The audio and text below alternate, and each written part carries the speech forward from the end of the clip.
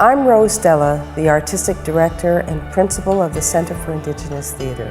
CIT is a post-secondary performing arts training center. We offer a 3- and 4-year full-time conservatory-style education.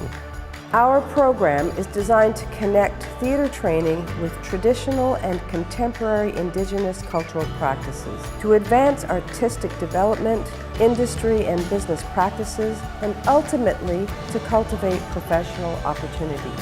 You will come here to train, to learn, to grow, to become the emboldened and inspired voices of tomorrow, the new generation of passionate Indigenous culture creators, to tell your stories in your voice.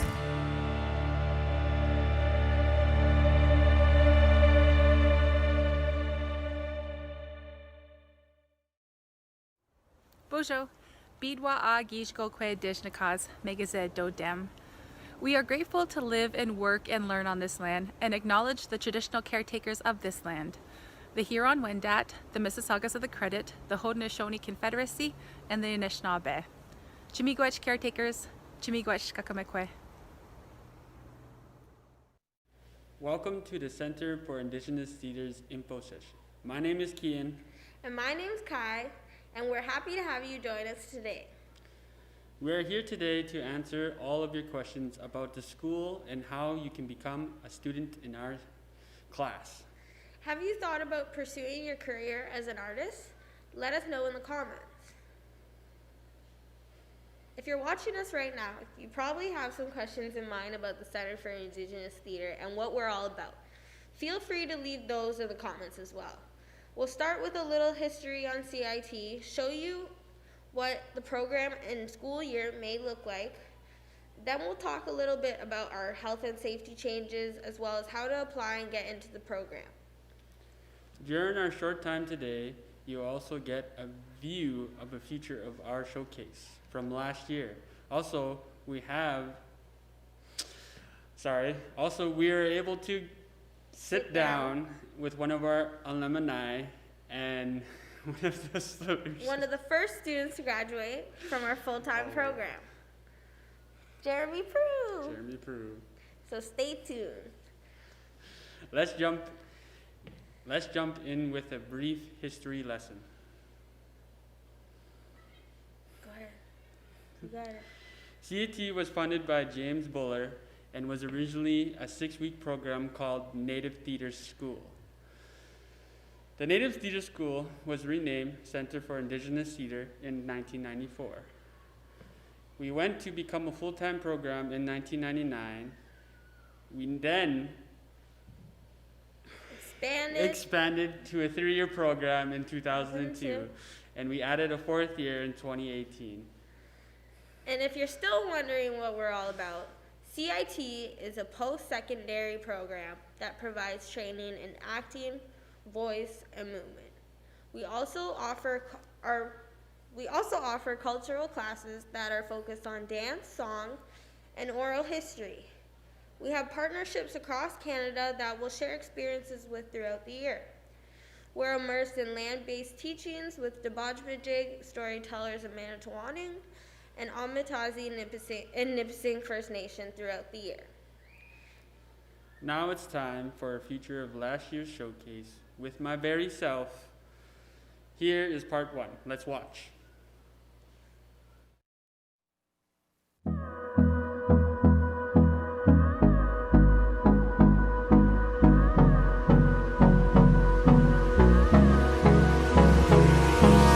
Hold me close till I get up. Time is barely on our side. I don't wanna waste what's left. Dance culture? I want to share the amazing things about dance. Great moments, the smiles you can give, pop in an animation, a fun dance style. To learn, it's not easy, takes time. Enjoy the process. Dance circles, ciphers anyone can join. Have fun. Share what they got to give with their dance style. Share what they have to give with their dance style. Dancing is a place for happiness. where people can laugh and live and connect. I want to share my dance with the world, spread positive vibes, happiness. Anyone can dance. I know it's all in us.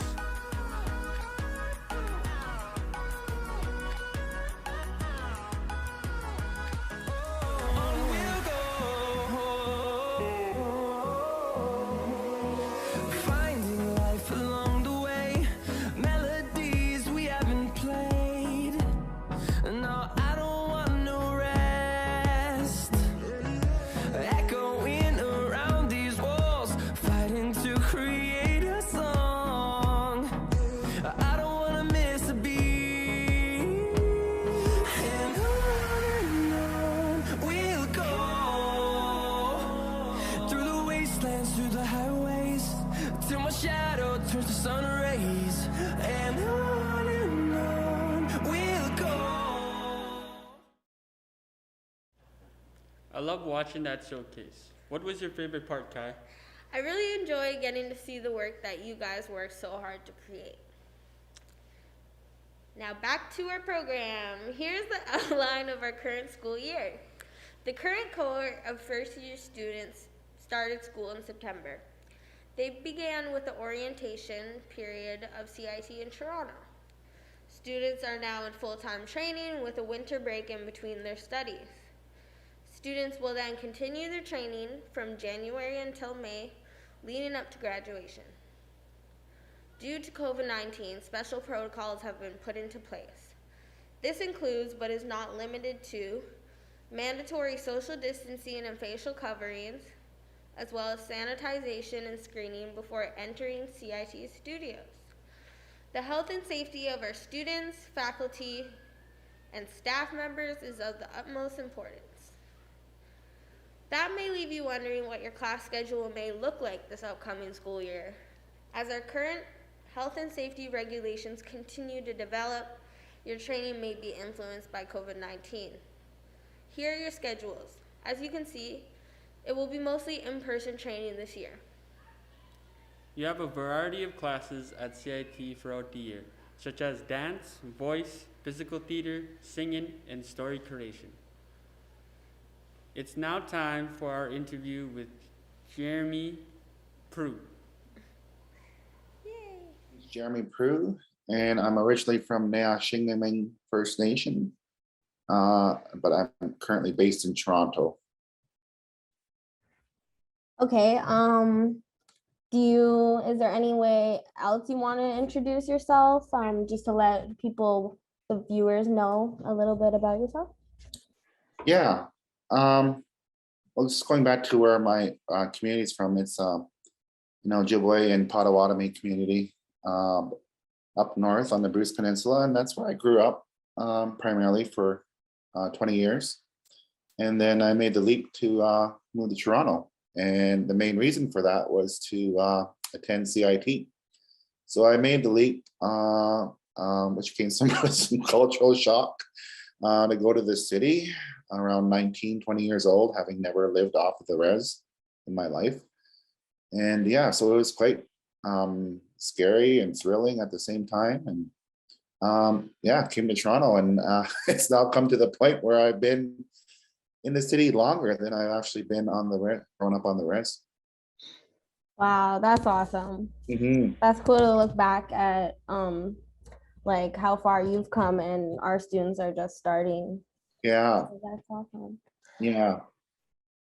And interesting point I should make too is that I'm one of the first students to graduate from the full-time program when it was 1 year back in 1998, 99. Yeah. It was called the foundation year, and I was part of that. Wow. And what was that like? Oh God, it was quite hectic and crazy, because I see how much CIT has come along and grown, and you just have your own permanent space. And back then, we were kind of carted around the city in various studios where they could find. I remember going to using some actors' private studio for a class, and then we would be in the afternoon we'd have to go to like a ballet studio for a dance class, and so we were just being bounced around all over the city. It was quite crazy. So to have that stability now that CIT has an actual studio space where you know you're coming to day in day out to have your classes and to work with their instructors, it's just makes me feel warm inside to know how far CIT has come compared to when I was there. And that's not to say that it was, you know, it was really rewarding and interesting, and the people I got to meet and to see where many of us, how our paths kind of crossed at that time, and then how we all branched out and did our own things from that point on. So it's really exciting to reflect on that, to see, oh, okay, this is the path someone chose, and this is the path I chose, even though we started at CIT. So not all of us, you know, not all of us became actors, and some of us branched out and became educators and artistic directors and theater directors and performing artists. Yeah. Yeah, that's awesome. Mhm. Come a long way for sure. Yeah.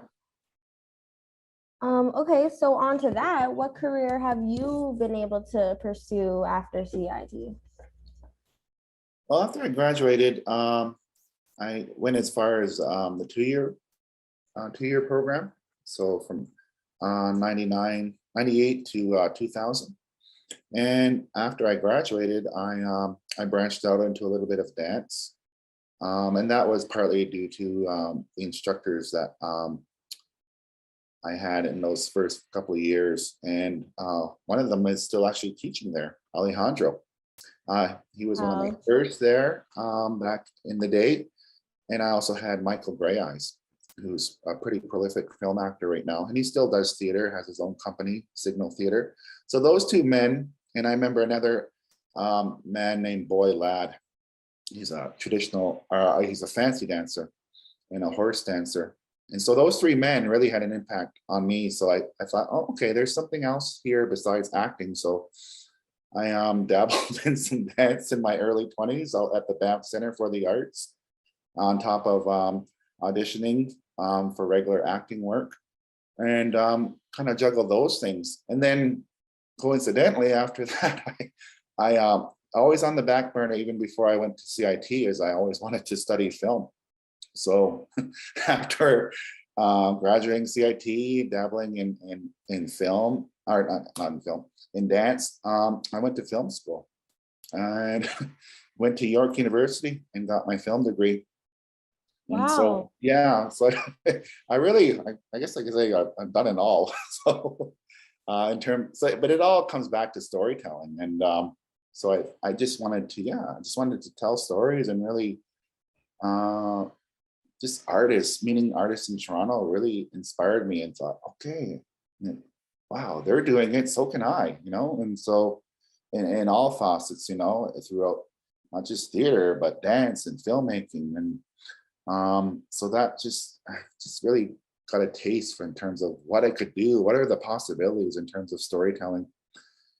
And so, yeah, so on top of that theater degree at the CIT Conservatory, and went to film school, and then started writing, developing scripts for film, making shorts, and then still doing acting work when I could find it, and still auditioning, and still doing those things today. Not so much dance. I'm in my 40s now, so, but I've always, you know, I'm intrigued about going back, because another fellow artist that I respect said, yeah, you're never too old to, you know, go back and pursue some dance projects. So I just got to be aware that my body's in a different place. It wasn't how it was when I was 20 years old. But yeah, and currently, yeah, I'm still pursuing acting and still being an actor, professional actor, part of the Actors Union, and continue to do that to this day. Thank you, Jeremy. Did that inspire you to want to apply? Let us know in the comments below. Wondering what requirements are needed to apply to the Center for Indigenous Theater? Well, you must identify as First Nation, Métis, or Inuit. You must be 18 years of age or older. You need a grade 10 English level or higher, have an interest in acting, movement, self-discovery, and theater, as well as an interest in exploring Indigenous culture and knowledge. Now that we've gone over requirements, here are the important documents that you must submit when applying to the Center for Indigenous Theater. They include an updated resume, a 500-word essay expressing your interest in theater and coming to CIT, 2 references that can vouch for your interest in theater, a photocopy of your health card, and an audition video of you doing some script work. To help you out with your audition, we have created a how-to video. Take a look.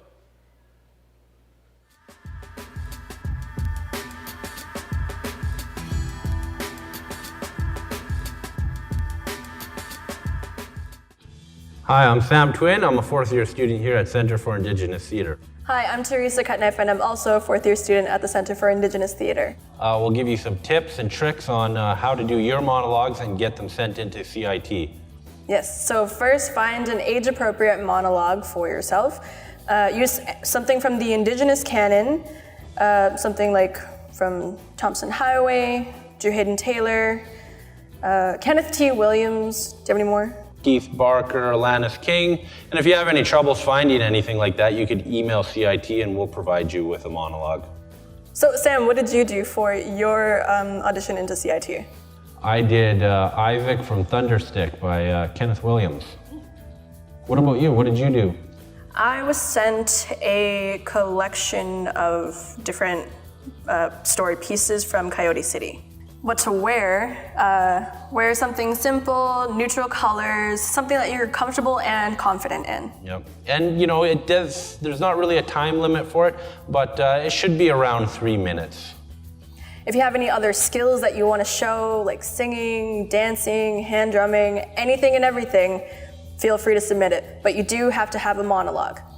Unless, of course, you're a storyteller and you have a story, then you could submit that instead of the monologue, but no accents, please. And the most important thing is to have fun. And if you stumble, that's okay. Yep. You can do it over and over, as many times as you feel. Have any other difficulties like doing your monologue or audition? Probably the hardest part was memorizing it all, and I had somebody film it for me. I did not know that it was best to film it with a neutral background, so I filmed it just in a living room and there was a lot of things in the background, but it worked out. And you don't need a professional camera. We're doing this on an iPhone 10.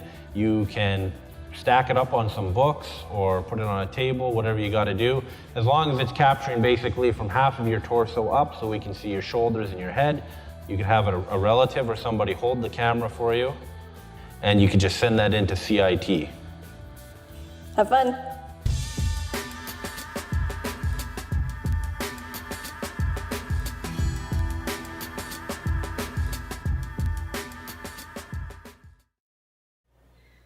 There are ongoing requirements in order to remain in the program. Curious on what it takes to be a CIT graduate. You are expected to be on time and present for all classes, and you must actively be looking for funding while you attend your studies. Tuition costs each year are $3,700 and $500. Now it's time for a feature of last year's showcase with my very own classmate, Francis Gladue. Let's watch. Yeah. Nobody could have predicted 2020. For a lot of us, it was a chance to become a better person. By that I mean putting our mistakes in the past and using that as learning experience. For me, I wanted to set new goals. I wanted to look good and feel good. For the most part, that's how 2020 started. I was putting twice as much time into the gym than previous years. I had cut down on sugar and committed to a much healthier, balanced diet. This new lifestyle I was going through, it was tough to adjust to at first. but I liked it. I liked the challenge, and it made me feel something I hadn't felt in a while. It was a drive to get better. Every day, I felt like I was making progress. By the second month of the year, I finally quit the job I felt trapped at for the past 3 years. I felt relieved, and I also found myself not drinking as much as I used to because I was busy working out. Life was going good. I felt like I was going somewhere, and then suddenly, Breaking news tonight, the urgent new coronavirus warning for young people. The staggering number of hospitalizations for age groups that were believed to be at lower risk. Is increasing. Stay at home. Stay home, stay safe. Quite simply, stay at home. suddenly, the entire world is in shutdown mode. I find myself isolated. Time goes by slowly. Minutes feel like hours. You want to go out and do things, but you can't. It's bleak. Our reality now feels like a movie. With nothing to do, the old habits started coming back. Eating junk food. I couldn't go to the gym, so I wasn't working out. I started drinking again. I could feel myself slowly losing everything I worked so hard for. Am I really falling back into these old habits? I realized I need to do something before this is too late. Earlier that year, I applied for CIT in Toronto, but when COVID hit, I put that application on pause because I didn't know if there's still going to be school going on. I told myself, if not now, when? Don't make another excuse for another wasted year. Send that application. I got accepted. For the first time in my life, I was going to be moving across the country. I was nervous, but I'm very glad I made that choice. The school has been great. The people I've met have been great. In the end, it was all worth it. Even though life may sometimes knock you down, it's up to you how you choose to respond. My name is Francis Gladue, and this is my Connecting 2020 video. Thank you for listening. I loved watching that. What was your favorite part, Kian? Just the video of him explaining himself of where he went and where he is now. Very inspiring of a workout. I agree. Before you go, we'd like to mention that there are alternative funding options if you are unable to receive financial support from your band. There are other organizations that you can submit applications to for funding. These include, but are not limited to, Inspire Foundation, Dreamcatcher Charitable Foundation, Métis Nation of Ontario, Canada Post, Mississaugas of the Credit, and other local organizations. If you are in need of funding application assistance, contact us at the Center for Indigenous Theatre. No student has ever been turned away due to lack of funding. Please make sure to follow us on Instagram and Twitter and like us on our Facebook for more info. We would like to thank our funders for with their generous support, we are able to provide a school for our students. Thank you to the Department of Canadian Heritage, the Ontario Arts Council, the Toronto Arts Council, Misway Beak Aboriginal Employment and Training, Hastings Park Foundation of Rights and Freedoms, and Ontario Arts Foundation. Thank you for attending. Thank you for attending CIT's program info session. Also, if you have any questions, please leave them in the comment section below, and we will get back to you. We hope to see you next school year.